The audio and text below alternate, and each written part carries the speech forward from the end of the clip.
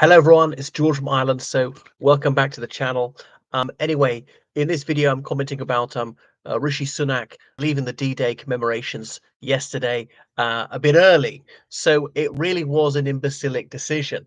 And why did he do it? To grant an interview to some TV journalist, and so that would give him an infinitesimally small advantage in the election of an extra 10 minutes airtime. But the loss to his party and to his personal standing has been colossal. It wouldn't have taken much for him to hang around for another hour or two. So it was a grave error of judgment, and he quite often gets it wrong. And I know someone who met him through banking said he was always useless and failed upwards. I find that a bit hard to credit. You think that Goldman Sachs will be very unforgiving, and he's not a dimwit. He got a double first in PP from Oxford and all the rest of it, and that MBA from Stanford, was it? But what about the people around him? What about his media team saying that this is a really bad look from a PR perspective? That it's just disrespectful. Remember, the Conservative and Unionist Party harps on about being more patriotic, having the Armed Forces Covenant, is strong on defence, and that is a major plank of the Conservative platform in this election. And then you let the veterans down. Sir Keir Starmer was still there speaking to them, and indeed speaking to Volodymyr Zelensky, the president of Ukraine. So it comes across as a kick in the teeth to these veterans, and they're not going to be alive in the next Jubilee year. Some are already over 100 that he departed early. So it was very injudicious to do so, and that is his Kinnock moment. Thinking back to the 1992 election, Neil Kinnock, leader of the Labour Party, with Labour a bit ahead in the polls, holding this high octane rally in Sheffield. Looked like Labour were going to win, and he arrived by helicopter, dramatically shown live in the main auditorium where thousands of Labour supporters were waiting. And then the shadow cabinet incoming one by one. Labour announced as the government waiting, and they said the next Secretary of State for Northern Ireland, and the next Transport Secretary, and the next Chancellor of the Exchequer, and so on, and then the next Prime Minister, Neil Kinnock. Okay, so it rose to a fever pitch, a crescendo of applause. And then he took to the podium and said, "We're all right. We're all right. We've got to get some talking done here." So he's punching the air, and this premature triumphalism turned people off. And that's one of the things that contributed to their defeat. As he said, it was only a few days before the actual ballots were cast. So people say it was too late to change many people's minds. He thinks it's a bit of a myth, but it did have some sort of impact. The one thing with Sunak is it's not too late to change people's minds, because it's about 4 weeks. It was 4 weeks to the day when he did that. And I can tell you it's very disorganized. I know someone who's chairman of a certain Conservative association and said he is appalled by just the parlous state of disorganization that the party is in. I know people who volunteered to deliver leaflets and go canvassing, and nobody's ever got back to them. And it's not like that there's an influx of volunteers, because the Conservative Party claims to have 150,000 members. In reality, it's lower than that, and people are dying off.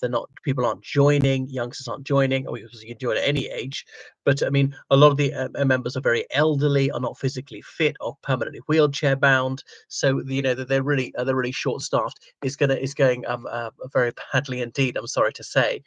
Uh, and just as he seemed to have a bit of a bounce because he acquitted himself well in that debate, and Sir Keir Starmer should take his advice from me. It was really a blunder for Starmer to agree to that. There was no need for him to do that. Oh, he's a coward. Well, I don't care. Prime ministers usually don't. Theresa May refused. Boris Johnson refused. David Cameron refused when he actually was prime minister. So just say no and get on campaigning, especially got a massive lead in the polls. There was no gaining for Starmer. There was for Sunak. Finally, a bit of a fillip to a Conservative morale, which up until that point had sunk down to Davy Jones's locker. Um, and Sunak has blown it, and has been lacerated by his own side. And then Penny Mordaunt, when she had to speak against Angela Rayner and others in this secondary leaders debate, she found this indefensible, and even she publicly criticised him. So much for collective ministerial responsibility and all singing from the same hymn sheet. And it's been an open goal for people like Reform UK. They've absolutely lacerated Rishi Sunak over this. So I mean, it might seem like a relatively small error. I mean, I think when he did it wasn't even that bad because the ceremony was over and so on. But there are other people who will exploit this and be rather opportunist of them, to somewhat making a mountain out of a molehill. But just don't hand ammunition to your enemy like that. Um, so the Conservative campaign is going quite badly. But what are the themes they're harping on about, saying that the Conservatives have a plan, they're sticking to the plan? Well, that's not really the case because they know that the Rwanda plan is not going ahead. All right, the illegal crossings by boat have gone down 36%, saying that the National Health Service waiting lists have started to come down. All right, but there's a very long way to go. And some of this is attributable to coronavirus. That's true. Um, the Conservatives have costed savings plans, spending plans, and Labour's got a £38.5 billion black hole. So it's going to cost the average working family over £2,000. Now I know that datum is hotly disputed. I don't know what the true datum is, but I mean almost certainly Labour's going to cost people something, and Labour not being honest about that. Will you tax this? Will you tax that? They pointedly don't say no, but they don't want to frighten the horses by saying yes. They remember in 1992 Labour's tax bombshell, and that's one of the things that made people vote Conservative through gritted teeth.